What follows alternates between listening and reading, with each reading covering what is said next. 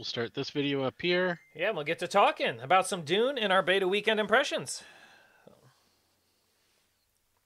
So what we played the whole beta weekend. They had a couple days, 3 days, four Mm-hmm. days, 3 days, right? Yep. Friday, Saturday, Sunday. Or no, 4 days. Friday, Saturday, Sunday, Monday. It Yeah, I think it went all the way through to Monday, I believe. So. was a extended weekend, extended Dune weekend. Mm-hmm. Yeah, it was a lot of fun. I was not instantly, but I was sold on the game. At first when we first loaded in, probably. I think we're gonna get into like a structure here. We're gonna talk about our impressions on everything specifically. Um, so if you're just joining us now on Twitch, yeah, we should probably start there before we get into our impressions on the game and the weekend. We're gonna talk about all the days we played and kind of how far we got. Let's tell everybody where they can watch us, right? So you said we're live on Mm-hmm. YouTube, Mm-hmm. and Yep, we're live on YouTube and on Twitch. I got the YouTube link right here. Guess we can cross share them, right? I think This. so. It sounds good. Yep. So we're gonna be doing this every weekend probably, and maybe more. We're gonna be talking about Dune, what we did that week. What we're playing, how our guild's doing, things like that. Um, Maybe we'll be doing some tips and some guides on how to run some of these testing facilities. Like, what do they call them? The labs, testing lab, Yep, research labs, the something like that. labs, research labs. They're Yep. pretty fun. Yep. And then they got the shipwrecks and stuff. We'll be talking about PVE and PvP, and we've done content, we've done podcasts for multiple games and just general gaming. This one caught our attention, I think, because we're both Dune fans, right? So, Mm-hmm. or it caught my attention more, and I roped you in. I was like, you got to come play Mm-hmm. this. Mm-hmm. So, outside of this, though, we play a lot of League of Legends. So, Yeah, at first I wasn't 100% sold, but I enjoy gaming, so I was like, yeah, we'll give it a shot. But I'm pretty much entirely sold now. I'll be playing this. As soon as it comes out, I'm excited. June 5th is a release date for early access. There's mm-hmm. 3 versions of the game. I think we talked about that in another podcast. But if you want early access, you got to buy one of the top 2 tiers. And to me, I think it's worth it. If you plan on playing the game for any length of time, it gives you a little bit of a start on claiming bases, which is an important part of the building mechanic. Yeah, So I think it's actually worth a lot of pre-orders. I don't know, you stick away from, but this was fun. and They even it's had a reasonable response on Discord. I won't say it was the most amazing response, but they told us up front they're like, we're not going to be responding to individual issues. But bunch of disclaimers about the fact that it was a beta and it wasn't going to work. But I think it worked. It worked well. mm-hmm. There were only a couple snags. Yeah. I didn't experience too many issues. Like your regular graphical issue. Like I'd hop on a sand bike and it would stutter, and I'd be floating off the sand bike, flopping up and down. Hmm. There was some graphical issues and stuff. A little lag in some areas, or we crashed once or twice. But Hmm. besides that, it really wasn't that bad. Um, I think the largest issues I experienced were DevOps related, would be in like server side issues, and I think they shot themselves in the foot a little bit because they initially were doing a really limited closed beta where they were emailing people and you had to have a link and all this to like get in. And then they opened it up to everyone that had pre-ordered about like 8 hours into the first day, because they had so much feedback asking for that. They're like, hey, we paid a lot for this game. Let us in the game. yeah, And so I think they just weren't expecting the volume of players, which is hopefully a good thing for them. Like, they got to stress test their systems a little bit better, work out more of the kinks. But I mean, gameplay overall was really smooth for me. yeah, it was for me too. So, and I guess like coming from other survival games like Hmm. Minecraft or Ark Survival Evolved or Dust or Sons of the Forest or things like Hmm. that. Um, when I first spawned into this one, I'm going to say I was a little shocked at how bland it was. I was in the desert and I was picking up flowers and I was like, okay, I'm not so sure. I'm not so sure. But very quickly, as you start to progress and you go to the testing zones and you interact with NPCs in the outposts and the places you can go to buy and sell stuff and other players, it quickly became a lot more interesting for me. And then I was like, and like you said, at that point I became totally sold. I did the story. You and I were playing together almost all 3 days. And so we just had a lot of fun, the two of us. We met some other players and interacted and talked with them. Mostly PVE stuff. I don't think we did. You have to PvP anybody? No, and maybe it's just because it was the closed beta, but I don't think people were really PvPing too much, even in the PvP zones. Hmm. I, it was pretty small. I mean, at the most I ever saw around us at one time was like 4 dudes, you know. Hmm. But it's a pretty big world too, and a lot of servers to play on. So that may not that may be the typical experience, or it may not when things are live. I wouldn't. I'm not ready to judge the PvP just yet, It's just like because of the volume of people. there's another community podcast that I was checking out. There's not too many of them yet because the game's so new, but they were saying this is not a game for PvPers, right? And then I was watching Mm. a streamer who was streaming over the beta weekend. All he was doing was PvP. He was literally waiting at shipwrecks with two other dudes and just like hunting Yeah, people who showed up. that's Um, probably part of it too. Whenever I saw 2 other dudes at a shipwreck, I just didn't go. I was like, I'll be back in an hour. You'll get bored. yep. But I've watched you play Eve before, and PvPers do not get bored when there's a good loot to be had. Yeah, yeah. Oh my gosh, we can see me getting eaten by the sandworm on the screen. How many times did you get eaten by the Oh sandworm yeah, that weekend? I think I got eaten like 5 times, and most of them were consecutive. 4 of them were back to back eating. Ouch. Um, you do get one freebie. You get your sand bike eaten once, and they're like, "Hey, the worm's pretty serious. Watch out for it. You can have your sand bike back." Yeah. But after that, no more. And unfortunately, on my reroll, I had a server crash at the same time, so you Mm. know, I didn't get my bike. Oh, that sucks. So what it does is it gives you the tool. It gives you the tool you need to reconstruct the bike and all the bike parts. But Uh, it doesn't give you any fuel. So when you go to reconstruct your bike and you're running around in your boxers after that, guys, make sure that you get a fuel cell together or find one before you put the bike together, or else you have to leave your bike assembled sitting there while you go find fuel, which oh happened to me. gosh, Watching me get eaten again on screen, which is absolutely hilarious. How many I want times to did play I it get? back. Oh, you played it back. Oh, that's nice. Yeah, Okay, yeah. okay. I was gonna say For anyone that missed it, I wanted them to see it. yes. I got eaten probably a similar amount of times to you. Um, at the beginning, a couple times learning, how long you could stay out there, mostly for testing Hmm. purposes. Like I think in the actual game mode, I don't think we'll get eaten that much this time around. Now that Hmm. we've figured out how it works. Although each zone we went to, like the second zone, seemed that the worm was more aggressive and faster than the first zone, right? Significantly, yeah. Yeah. Yeah. And by the third or fourth, there's supposed to be 9 more zones we didn't get to experience. So I bet you it Mm. gets way faster. Yeah, I mean, in that first zone, I obviously play the class that you want, and you can multi-class too. Hmm. I don't know if maybe that's a whole other video. I don't know if that's on the top, but I did the Ben Jesuit class at first, and they have a sprint involved in it. And Hmm. so initially, the sandworm just wasn't an issue. The areas you needed to go to were so close that I could use that sprint to get back and forth in between the safe spots. Did you see? Um, Did you see the visual bug with that sprint, where if you sprinted right before it ate you, the worm would just dangle out of the sand and stare at you and smile no, that's awesome. and just freeze? Yes, I bet you they fixed that, but it was a visual Well, bug. A couple people got on video. Yeah. I can tell you it didn't happen to me. I tried to sprint out from that worm and it got me. Mm. I didn't play the Benny Gesserit class, but I would like to try it out, obviously, because I'm going to try all the classes out. But I played the Trooper. No, I didn't. I played the Swordsman.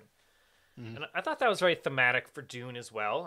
mhm. Swordsman and Benny Gesserit are probably the most two thematic, I would say, Yeah. from the movies and the books. Yeah, Um, I think if you're role playing, do one of those too. The other classes were of interest, but yeah. Apparently, the Mentat one, they're saying, some people are saying Mentat Benny Gesserit is like a PvP combo, but who really knows yet? Hmm, There's like some damage buffs and stuff you get or I something. can see that. And then apparently in the PvP, I was watching them do it, and they were stunning people as a Benny Gesserit. Hmm. So they Hmm. would stun somebody, and then his buddies would come and bang him. Like just Yep. totally kill the guy. And PvPers. I bet you there's going to be quite the PvP scene. There's probably going to be like whole PvP guilds and stuff, especially towards the end game. Hmm. Yeah, I can see it. Mm-hmm. All right, welcome to the Twitch stream, whoever just joined. We're talking about Dune Awakening. We both played it over the beta weekend. If you want to give us a follow or anything, we'd love that. We're going to be probably streaming at least every weekend and maybe some throughout the week once the game comes out as well. Yeah, back to our impressions though. So we were talking just kind of overall. We were talking classes. Um, let's see. Let's talk about the combat because that was a big thing I saw a lot of people talk about. Yeah. The biggest complaint was the combat is janky, or the combat sucks, or it just feels. What did you think of the combat? I think I disagree with that. I enjoyed it. I thought that there was a good pacing between combat and non-combat. Hmm. I think that you progress through the game a lot faster with combat. And I didn't find it tedious at all. I don't know. I think some people want like a VR experience. I mean, that would be dope Hmm. if there was some combination of that. But like when combat gets so complicated that I need both hands on the keyboard and then like an extender for the mouse to be worked with my nose or something, like it's too much. It takes away from the enjoyment of the game. I Yeah. felt like the two or three skills, so you're allowed three skills at a time, um, and three like passive skills at a time. So like three actives and three passives. Hmm. And then when you get the spice, you get like a little extra buff to them. Do And I you think thought that that was was? good. Did you think that was bugged though? Because when you ate the spice, you were forced to have the swordsman abilities. Do you think that's a bug, and they're gonna fix that, or? Yeah, so I used it a little bit later and was able to use some other abilities, but in that first in the intro, you're only allowed to like use the swordsman stuff. And that was fine. Okay, okay, that's good then. So it does. It's not that way normally in the open world. Yeah, it just kind of gives you like an increased cooldown or a decreased cooldown, like a CDR effect on your skills. I think it's just not. It was the end thing in the beta. So I think when we get to the full game, we'll have a lot more to say about the spice. But it was definitely fun. Like it was fun to get Yeah, it. because we didn't get to Um, use the spice. Like even though we Not harvested it, really. there wasn't much purpose in the beta for it. So Mm-mm. maybe as in the live version, there'll be more use for the spice because apparently it's supposed to be a valuable resource. But it didn't seem that valuable because we very easily just drove out to the middle of the desert and picked it up of no risk, and then came back. There was no Yeah, risk. The sandworm like kind of showed up later, but we just straight yeah. up drove out and picked up the spice when we saw And it. we had hundreds of it, like just hundreds, like Yeah, for no and like reason. and the two of the things I've heard about them selling on the open market to other players was one was copies of your building, like you can scan your building and then let people Oh, copy that it. was cool. Yeah, yeah, yeah. And the other one was spice. So I mean, we didn't. I guess maybe we'll see more of that later. I wonder how that's gonna work. Like, can you clone somebody's building and then scan it yourself and resell Hmm. it, or is that like? Hopefully they lock that so you can only buy it from the original Yeah, it's creator. gotta be. Um, When we play, it just struck me. We should get two of those copy guns, and one of us should do like scout base. Like just something that could be built with like granite and scrap metal, so that mhm, we have like a fabricator and like the basic tools, and then one of mhm. us could have like the full base as we go section to section. Yeah, because we're gonna want to Um, move, and like mhm. that's the other thing that's weird about this game too. In lots of survival games, we saw lots of people building huge bases in the very first area, Yeah, and you can and see one actually in this clip. This is perfect timing. Let's back this up a little. yeah, this guy built a really nice house. It's up on like sticks and stuff, um, and yeah, and We'll get to it yeah, later. it was a There, you lot can of see one in the background here. yeah, like there's just some magnificent houses, and which was fine for the beta, but in the live version, you're going to be moving. We'll be moving out of this section very quickly. Probably within a day or two, we'll be done with the second area and onto the third area looking for iron, and then the fourth area because we're going to want an ornithopter. Hmm. Now, the fourth area, I'm just guessing is ornithopters because I saw on the schematics. So as you can learn schematics, it takes aluminum, Hmm. and Mm. since we get Yep. iron in the third area, I figured maybe we get aluminum in the fourth area, and Yep. then yeah, we probably build an ornithopter. At which point, I betcha you can have a base anywhere you want and probably get to and from it, right? A lot easier. Yeah, probably won't be as big of an issue. And there were no there are major trade hubs in the game, and they weren't in the beta. So I wonder if there'll be I don't think this will be a game that has like fast travel in it though. I think you'll have to like manually travel to everything every time still, which I isn't think so. terrible. It's I just kind of a hope thing. so. Yeah. Oh no, they said there was a fast travel between the two hubs. I didn't get. Really? To, yeah, I didn't get to Oh. experience it. But you know the one in the starter area where you learn from the trooper trainer, and then the Wait, one. really? Yeah, right there. There's a quick travel shuttle that takes you directly to the other outpost What? in the second zone. You can just I teleport didn't see between. that. I didn't either. I don't even know where it is, but I heard them talking about it on another show, and they were saying, yeah, you can quick travel between them, and yeah, Would have saved me like 5 hours. me too.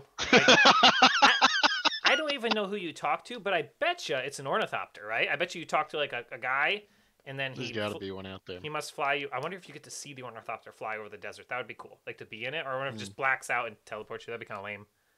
So. All right, so combat. Okay, I'll give my opinions on combat really fast. Oh yeah, I'm not as hateful of it as some people were, or as like concerned about it. I think it felt better than games like Ark Survival Evolved, right? for sure. And worse than games like Dragonscape. Not as clean as the new RuneScape survival game. That game is like the block and the dodge roll and the parry and all that seems a little cleaner than this, but this kind of has the similar concept to it. Also, they also throw in guns and abilities and things too. So I'm happy enough with it. I think that you can only do so much when you allow the freedom of abilities mixed with swinging your sword, mixed with blocking. You can really only clean it up so much, I think, with current technology. I don't know, my guess. I'm not a game developer, but I think there are limitations, and I think this game is one of the best options we could ask for. I mean, I can't think of how I would personally fix it. I'm sure other people will think of that in the future. So, but yeah, so combat is not really a big concern to me, especially because like the game isn't all combat. Like maybe 25% combat and 75% doing other stuff. Give or take. Like you harvest blood and you purify it. I'm just sucked into watching my own footage. The footage that we have here that we're streaming is actually us playing over the weekend. So it's our own original footage. All right, so This is based. A lot of fun building this. Yeah. Oh, that was so much fun. We did a good job. I think we're gonna get way better than what we built, but we started getting pretty good towards the end because we ran out of stuff to do. So we'll just see how pretty we can make it. So, speaking of, that's what our next topic here on the list was base building, materials, layouts, how easy it was. Well, what do you think? I'll be brief because I know it's your main thing. But I enjoyed it. I usually am not a base builder. I'm an explorer and combat person. But I found myself spending a couple hours on the base and putting it all together and making it look pleasing. I think something that helped me as someone who doesn't enjoy it too much was one, there weren't multiple resources for walls. Once I unlocked a blueprint for another wall, I used the same resource as the previous one. That resource was easy to gather. So it wasn't like I had to spend 25 hours to gather metal to then make one metal wall. Like I could make anything the way I wanted it to look, and I could make it pretty quickly. And then the items inside the base, I think, matched like thematically well with all of the like furniture themes. The Chome theme. Like we unlocked the Chome furniture set, but we thought there was multiple furniture sets you could purchase at first between the two different outposts you can go to. But it turns out it was the same set, so you can unlock the Chome set almost immediately in the game, no matter which outpost you go to, and that is like a shinier version, a cleaner version of the structures. Yeah, the first one was something like the Chome structure, and then the next one had the furniture. So I don't know if it's all Chome or if in the upcoming ones we'll get non-Chome stuff. Oh, so the furniture set was at one of them, and the structure set was at one of them. Yeah. But they were both Chome upgrades compared to the normal. And like you said, they all took granite to build. Yeah. So I wonder though, because in order to build, you can enhance your home's control console to build taller or wider. In order to do that, you have to have iron. So I wonder if the next level of base will include iron or something like that. There's definitely at least something more than granite. I don't know. Maybe not. Yeah. So. Now, for those that don't love the resource collection portion, there are unique blueprints for basically everything: armor, weapons, collection things. I found a blueprint for a collection item that doubled the resources I was collecting. So that was pivotal for me in the base building. When I got that, I was like, "Oh, sweet! It saved me so much time." And I would say that like my brother had that question: how much do you have to grind to make a base? Because in some survival games, you have to grind a whole lot to make one wall. Like I'm thinking Ark Survival Evolved here because I had a lot of experience in that game, and you had to chop down like 4 trees to make one base, one block for your base, and you had to make like 40 blocks. It was ridiculous. This game, you can grind for like 10 minutes, scan a couple rocks, and build a 2-story house instantly. Yeah. I actually liked that though because grinding materials for a base is always one of my least favorite parts, and I love Yep. building, and I love being able to break it down and build something else without feeling like I have to go grind for another hour to get those, you know. That So, was nice too. The building materials were refunded pretty much 1 to 1. mhm, There wasn't really a negative to building and then tearing down, mhm, which made iteration a lot more rewarding.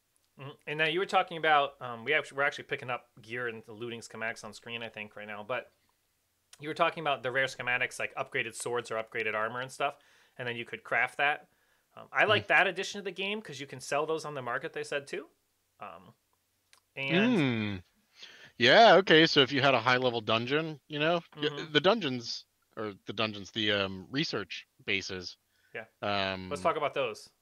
they have like consistent blueprints in them. So like whatever, a specific thing will spawn in research base 2 or whatever. Hmm. And so that's interesting as you get further in the game, that's probably worth more. If you haven't gone to area 9 to do dungeon number 155, maybe you're willing to pay a little bit of money for that blueprint. Um, that'll be me. Like in RuneScape, I'm the dude who likes to do the big boss and get the drop, the 1 in 7,000 drop, and sell it for $100 million. I could totally get That's into. I could exciting get for into me. that as well. Yeah, so I'll be Yeah. right there with you doing that kind of thing. I'm a big money maker in games, so like I will even check the market and probably do like buy Mm, low and sell high sort of stuff. yeah. Or what I'll do is I'll manipulate the market where I will. There'll be 3 of the schematic you want to sell today, and normally Hmm. there's only one Hmm. or two, so I'll buy the other one out, and then I'll have the only one listed, and I'll make sure to have the only one listed, and then when one sells, I'll list one more, you know, and that kind of thing.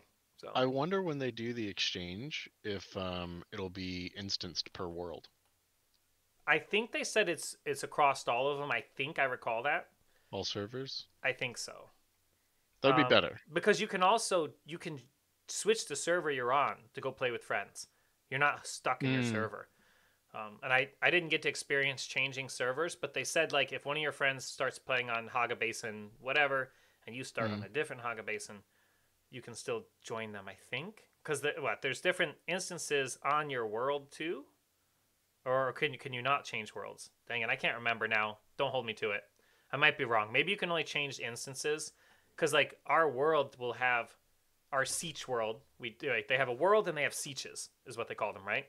And Mm. our siege within our world, you can change between the sieges, no problem, on your world. I don't know if you can change the mother world though. So Oh, maybe you're okay. I right. see what you're saying. Maybe the market will be world, but it'll go across all the sieges within the world. I've paused it here. I know we have shipwrecks, but I don't think we have crash sites on the list. And just to show a crash site off in the distance, Oh yeah, out there in the desert. hmm this was a spot you could gather some more advanced materials. I wonder if they'll scale it. So like we could get materials that were in the next zone from this crash site. I Uh huh. wonder if in zone 3 you can get zone 4 materials, et cetera, et cetera. I bet. And I also saw something. I was watching a streamer, and they were chopping up one of those wrecks, and I Mm. didn't realize you can go on top of it and scan the Yeah, top of it. Okay, because yeah, I scanned the one panel on the side and chopped it open and got some yeah. resources. But then they would do both sides and the top. So apparently, pay attention to those wrecks when you're out there because I kept Mm. getting junk from it, and apparently I wasn't scanning the right spot on the wreck. I guess I don't know, Hmm. but Yeah, I'll have to pay more attention too. yeah. Um, Interesting. the footage I shot now that's on screen with me fighting is the final day of beta or the day before the final day. I pretty much had the best gear. I had the best gear you could get at this point. We had the upgraded swords and everything, and I had all my abilities unlocked. We'd already done the Bene Gesserit, not the Bene Gesserit. We'd already done the It's the Awakening. spice trials, Yeah, the the spice. awakenings. Yeah, that thing, the spice trials. Um, okay, so we talked about the shipwrecks that crash out in the middle of the desert. Yep. Those are kind of cool. I felt actually really in danger when I went to go loot one of them and slice it open. The worm came pretty quick for me and ate me one time, so I Hmm. had like a bad taste in my mouth about doing those. Um, but I didn't feel that same danger when crossing the desert. Usually, once you got a booster on your bike, I felt like I could pretty much stay away from that worm. I don't know that he ever ate me without me intentionally feeding myself to him for footage. So, The boosters help a lot. Yeah. yeah. Yeah. And the worm comes faster the more weight you have on your bike. I made that a huge mistake. Mm. Um, I wonder how fast travel works if you can carry materials. Because I was trying to move materials between our bases, Mm-hmm. loaded up the bike, within a pound of full inventory, Mm-hmm. just so I didn't get the debuff. And that worm was on me like boom. I like couldn't turn the bike around in time. I, you know, I so when the worm eats you, you lose everything. Like Yep. everything, your bike, your clothing. You spawn butt naked again, and you've got Yep. nothing. But when a player kills you in a PvP zone, you only drop half of your rare resources, and Hmm. I think you keep all the gear you're wearing. You drop half of, oh, and any unique blueprints. You drop all unique Yeah. blueprints and half of all your resources. This is what you can loot from another player. And I think something like that happens the same when you die to an NPC, because obviously an NPC kills you, but you kept all your gear and weapons, but you drop like most of your resources or something like that, or any blueprints you had. So you have to go back for Hmm. them. So it seems like PvP and PvE deaths work the same way, where you drop your stuff. Of course, in PvP zones they could loot you, and in a PvE zone, I don't think they can. Do you think you can loot? Because I can throw stuff on the ground and you could pick it up. So I wonder if you can loot in PvE zones too. You just can't kill someone, you know. Hmm. Hmm. Yeah. All right, but hey, testing stations, right? We're talking about we'll talk a Yeah. little about exploration, and we talked about shipwrecks.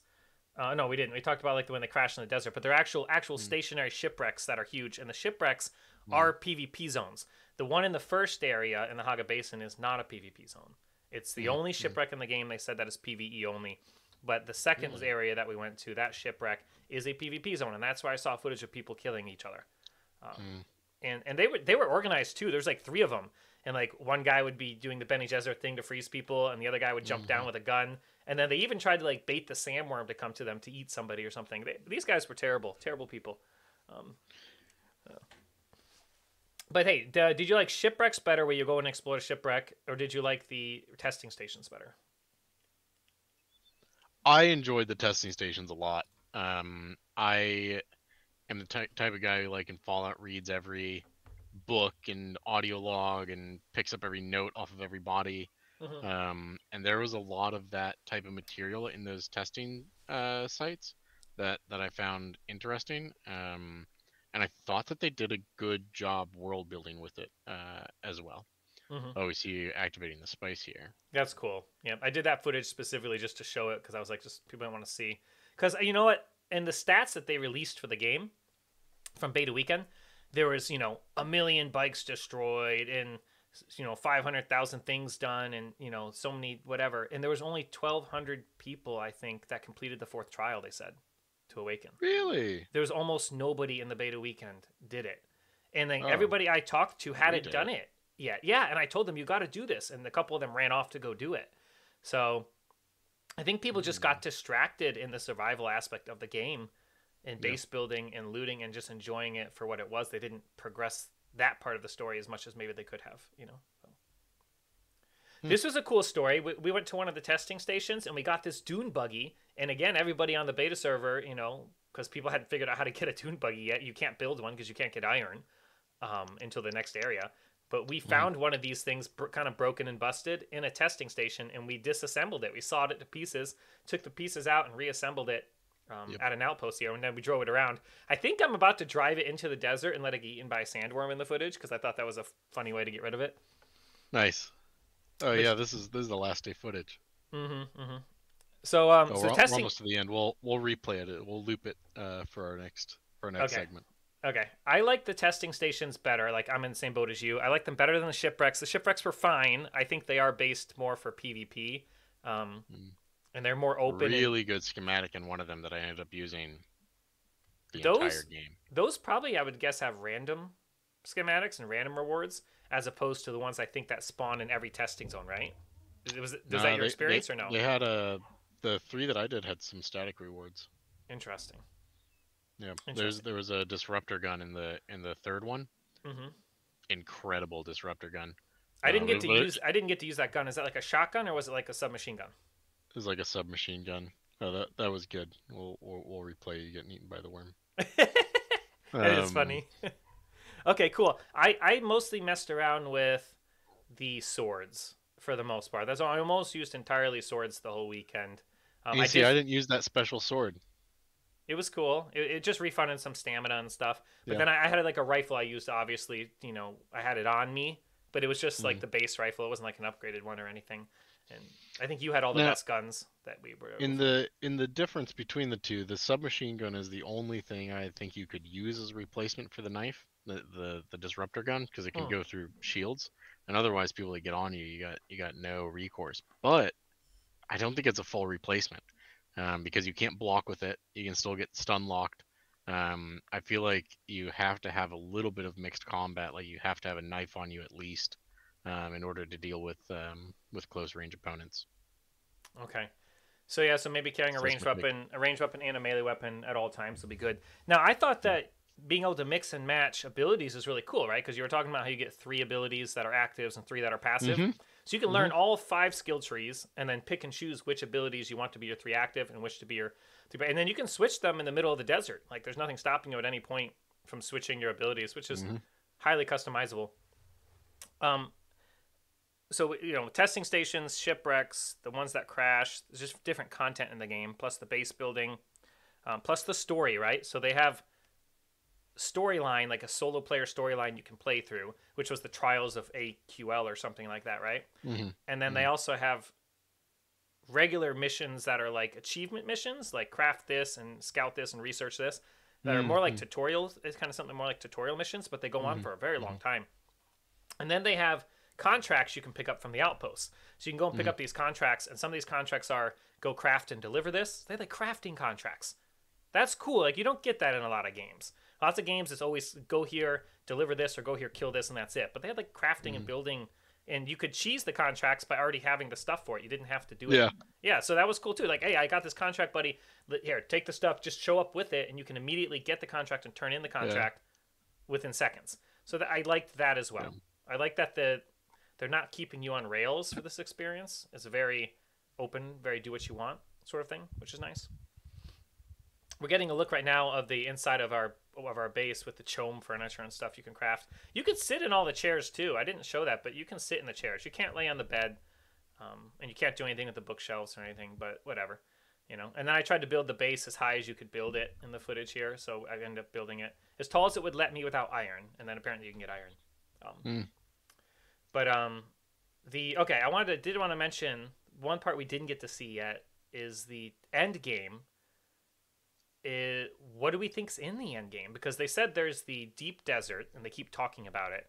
Is a total Mm. PvP zone. There's a couple of areas of PvE pockets. They said if you don't want to, but most of it is PvP. And the sandstorm hits it every week and changes it.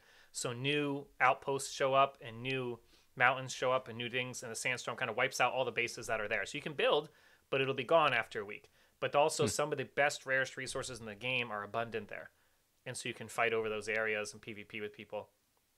And I think it requires a ornithopter to even get to the deep desert. They said. Mm. So with that, that's the PvP end game. But so far, most people I've talked to are more interested in PvE. Do we think there's going to be raids? Like, because the dungeons kind of act like flashpoints or dungeons from World of Warcraft, right? Where we go in, and you can go in with 3 or 4, 5, 6 people, and one can be a healer, and one can be a DPS, and one can be a tank. Essentially, in this game, you can do that, kind of. So I wonder if there's going to be like harder, bigger dungeons that are just like you need 8 people to take this on. I don't know. Did Conan Exiles have it? That's literally what I was looking up. I was like, what did Because the Conan game, Exiles have? yeah, because this game people are saying pulls a lot from Conan Exiles, and I know that would be interesting to me. I would like a lot of end game PVE content. My brother would like that. I think you would enjoy that. That we could get on and play that cooperatively together. So, while you find It out said they that, had world bosses, which okay, are things like the White Tiger and Undead Dragon, which are legendary creatures that require coordination to defeat. so And they have sandworms. We're gonna Urges, fight. We're gonna fight which sandworms. were NPC invasions on your base. Okay. Hmm. Okay. Okay, yeah, so maybe we'll see some content like that, one of the two. Yeah. Okay. I could get into that. Let's see. I did like that you could find random stuff around the world, like sand bikes and buggies that we were able to chop up. That's kind of neat that they have that. I wonder if you'll find an ornithopter, like a broken ornithopter, in one of the next zones that you can pick up and fly. Because you could just claim it. You can also unclaim your bases and unclaim. You can also open your base to let other people come into it, but you can actually unclaim it and it'll just kind of go deactivated, and other people can come and use it if you're done with it and you just want to leave it behind. When it's not powered and it's in that unclaimed state, the sandstorm will slowly destroy it. Every time a sandstorm comes to the area, it'll slowly destroy it in every zone. So to kind of wipe out your base over time, which I think is a good way to clean up for other people coming behind you 3 months later and trying to build a base, or new players, right? You don't want them. Yeah, it would be the nice thing to do for sure. Yeah. So people are talking about that first area, that Haga Basin area. If you want to rewind it and freeze it on that, we can see the map. So here, they were looking at the testing station on the left, and on the right is the very first shipwreck in the Haga Basin. And then to the far left of this was the first outpost, and to the far right of this was where you do the trooper quest to unlock the trooper class. That's another thing people were saying. They were saying, don't start out as a trooper. I don't think that's a big deal. I think if you want to be a trooper, be a trooper. You know what I mean? That's just silly. They were like, I can see it though, because that tutor is so early, is what they're saying. Yeah, they were saying that tutor's really early, and then the planetologist is in this zone too. So you can immediately get planetology and trooper, but I don't think you could start as a planetologist, right? I thought you could start as any class. Maybe you could. Not. Maybe you could. I remember that being able to choose from trooper, Bene Gesserit, and swordsman. But I don't. I didn't go farther than choosing Bene Gesserit, man. You're like, that's the one. What we're doing. That's the one. That's the equivalent of the mage class, and that's it. That's the thing I do. I'm definitely gonna spend some time playing as that to see how I like it. Maybe incorporate it with the swordsman. I think trooper mid to late game I'll be doing swordsman. Yeah, swordsman was cool. The trooper has the grappling hook thing. That was really actually neat. The trooper was pretty cool. Yeah.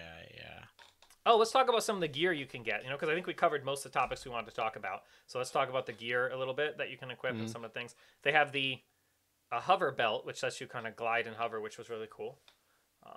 And there's different versions of it, like better versions of it. And then they also have swords, guns, hover belts. What are we missing? Obviously the armor, like head, chest, legs, boots, that sort of thing. Hello, who's doing? Oh yeah, people. We had a lot of people come through and watch the stream today so far. Usually in 2 or 3 people at a time. So that's cool. So yeah, we're gonna keep doing this every weekend. We'll be streaming, and then also throughout the week we'll be streaming too. So, and just so everybody knows, you can catch this as a podcast as well. So if you miss the stream and you're driving in the car and you want to keep your eyes on the road, we're gonna be uploading this as a podcast. You'll be able to find it at Dune Gaming.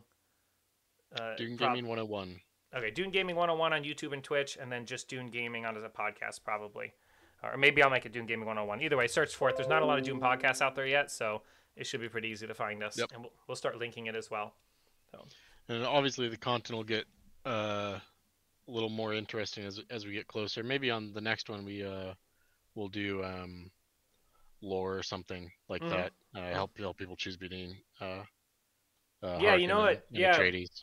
We could do that. We could do the lore between the Harkonnen and Atreides, and we can showcase the character creator and choosing your class, because I have footage of all of that as well, and that's neat. So, all right. I know we're all waiting on the good stuff on June 5th, but I'll stream that live as soon as we get in on the 5th. We'll have a good time with that. Yeah, we should just stream most of what we're doing, and when you're not streaming, I'll try to stream too. And when you are streaming, I'll probably be on screen with you, so. Yeah. So. Yeah, we'll set that up.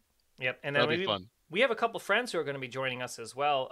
Yep. What are do you want to have a big guild? Because in other MMOs, I have led 300 player guilds before and organized that kind of thing. Is that something you'd want to do? Or do you think you want to keep it just fun. Friends? I think with 2 of us, we can manage it pretty well. I wouldn't want to put time into managing a thing like that more than a couple hours a week, honestly, and that's what keeps me from running larger guilds, just because it becomes a time suck. It's like a customer service job for drama. Yeah. You're the HR department.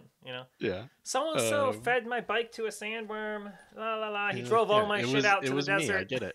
Yeah. No, that was the guild masters. We did that. We drove all your stuff out and dumped it. Welcome to the guild. Now, But the building a access. huge guild base sounds so fun. They have some. I would enjoy that, building giant halls and crafting areas and bike areas, ornithopter areas. Like, yeah, that would be a blast. Dude, they had some. They had a competition for the beta testers prior to beta weekend, and they got to showcase their base, and they got to win a full version of the game. They picked winners, and some of the bases they built were huge, like the size of the outposts. You could land multiple ornithopters on them. They had doors that opened up that ornithopters could fly in. They had That's cool. yeah. So there's definitely going to be some good base building in this as we go. Um, Well, if you're listening to this or watching it on Twitch, YouTube, leave a comment and we'll start forming a guild. That's how we'll do it to start. Yeah, and then so for guild access too, another thing people said too is you can build a guild house, and then you can make the house accessible to the whole guild, but Mm-hmm. inside, what that'll allow is people can build their own boxes, and Mm, individually people can lock their own boxes to themselves. You can even attach your own door to it, so you have different bedrooms and stuff and different boxes and stuff for mm, people. So we could have like a joint communal living area. I'm probably also going to build like a mm. sporadic bunch of bases throughout the world for fun, which Yeah, will I be will. Yeah. maybe more private bases or just between me and my close friends. And there'll Yeah. be areas, but I won't open up to a guild. But I think having a big guild base would be kind of cool. So It would just be a blast, man. I want to get out there and claim a spot on that first station, uh huh. like right outside of it, and maybe put a guild. I don't know if you're allowed to have two In or the Haga what, but Basin here, put a guild base there so that you can do recruitment right as players join. that's a good idea. Yeah, and then Yeah. and eventually build it so big you have like an ornithopter that flies in and out, and people be like, "Whoa, where'd you get that?" Yeah. Well, like you Yeah, must that'd be a join blast. guild, Atreides 69, something like Definitely, yeah. that. Yeah, comment the guild name. Otherwise, it's a Trady 69. We're sticking with that. Oh my gosh. Well, do you want to cover anything else, or how far? I think we're good. We can wrap this one up. We'll shoot another episode really soon. So thank you to everybody who came by and watched it. Like we said, catch us out here. Dune Gaming 101 is going to be Twitch, YouTube, and then a podcast as well coming soon. So thank you all for joining us today, and we'll see you guys next time. Thank you.